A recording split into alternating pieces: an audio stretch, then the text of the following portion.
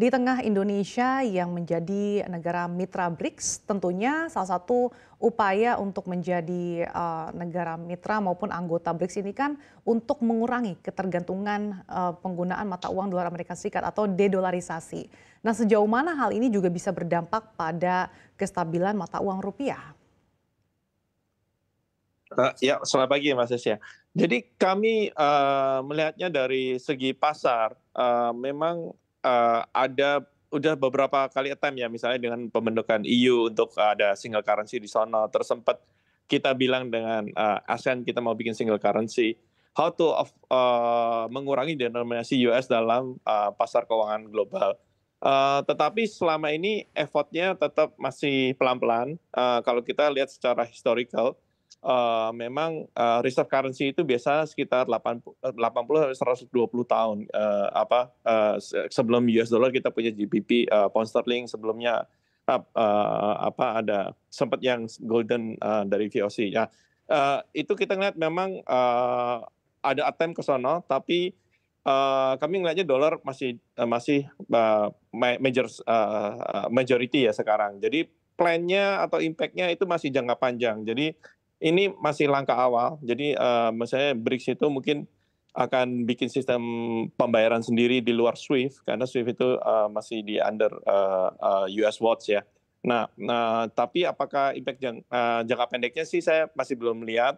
Tapi kita bisa lihat bahwa eh, apa Bank Indonesia sendiri melakukan beberapa inisiatif ya, seperti local currency trading atau settlement dengan beberapa central bank di Asia, termasuk Cina, Malaysia dan Japan and Bangkok, Thailand.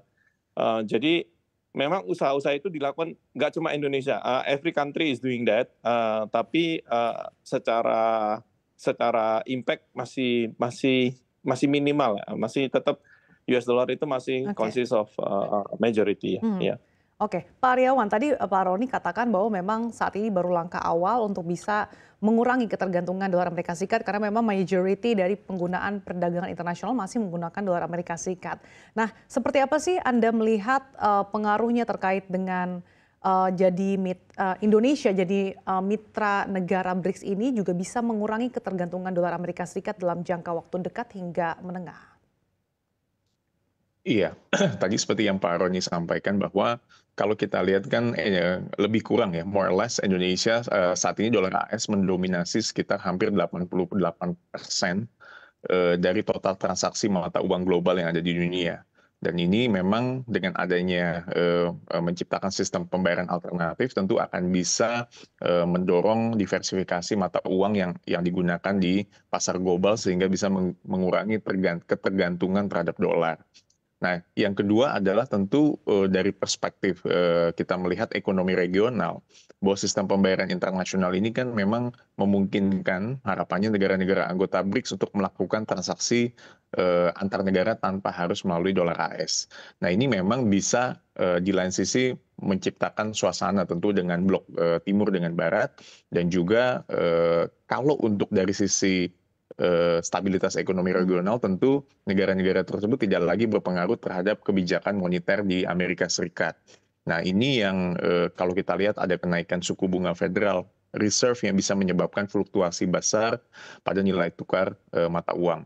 Jadi ada saya lihat plus minusnya, yaitu mengurangi resiko geopolitik dengan adanya resiko geopolitik yang meningkat, seperti sanksi ekonomi yang diterapkan oleh Amerika Serikat dan sebagainya, tentu akan membalancing power.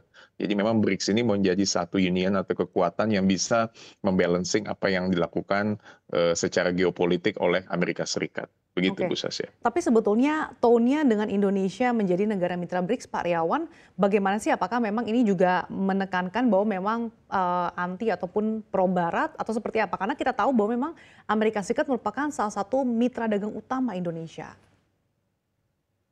Iya, jadi memang Indonesia posisinya tetap, karena politik luar negeri kita kan adalah bebas aktif. Kita sudah mengirim kemarin utusan khusus Prabowo, yaitu Presiden Prabowo, untuk di sana, yaitu Menlu-nya, Menteri Luar Negeri kita. Dan ini merupakan tanda bahwa kita juga tetap tidak melepas begitu saja apa yang terjadi di BRICS tersebut. Artinya BRICS ini kan kekuatan yang cukup besar. Kenapa? Karena ada Brasil, ada Rusia, ada India, ada China, ada South Africa, belum tambah 13 mitra yang lainnya. Artinya ini bisa menguasai sekitar 30-40% pasar di dunia dengan adanya negara-negara yang bersatu di BRICS.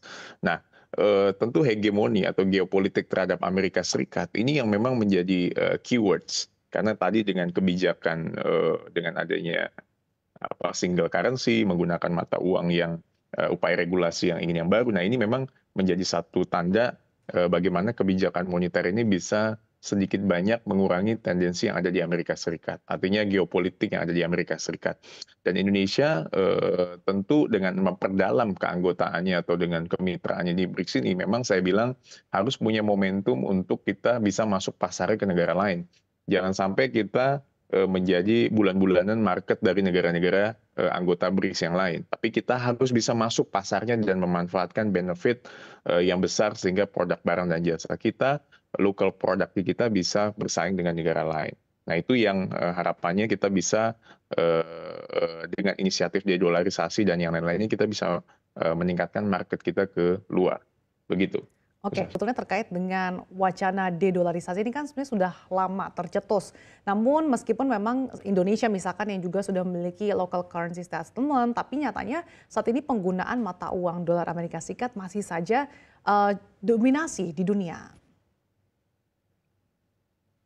Betul, Mbak Susi. Jadi kami melihatnya begini ya. Jadi seperti tadi ya di Pak Irawan. Jadi kalau seandainya kita ekspor misalnya ke negara misalnya ke China gitu atau ke negara Eropa, kita akan terima dolar.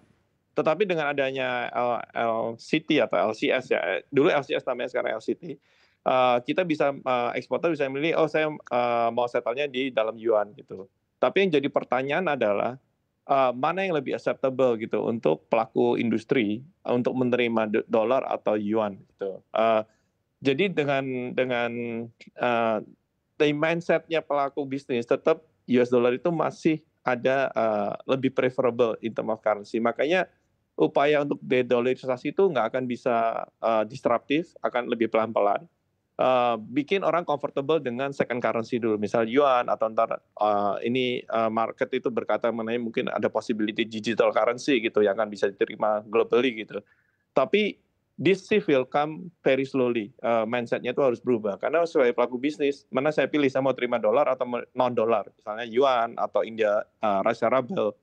Orang mungkin akan berpikir 2 kali gitu untuk menerima mata uang asing yang lainnya gitu. I think Apa Pak itu Roni yang jadi penyebabnya? masalah. Apakah memang karena tidak memegang dolar yang saat ini masih menjadi dominasi mata uang perdagangan internasional, jadinya tidak aman kalau misalnya tidak menggunakan mata uang dolar?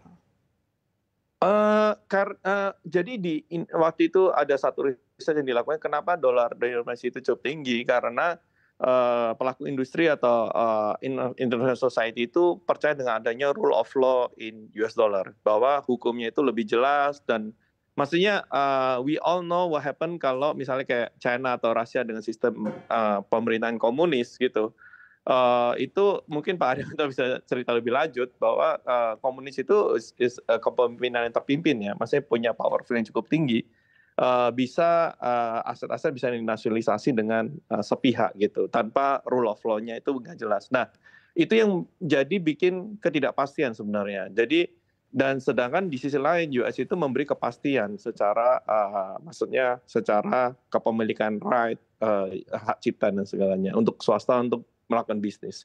Jadi mungkin kalau rule of law-nya berubah dan ada satu pemerintahan yang committed seperti United States. Bahkan United States sendiri sekarang mulai erot ya, value-nya mulai turun, mulai ada agak sosialis ke arah sosialis. Tapi secara sekarang kapitalis masih in the mindset itu US masih kapitalis. Jadi masih friendly untuk pelaku bisnis gitu. Oke, baik. Pak Aryawan,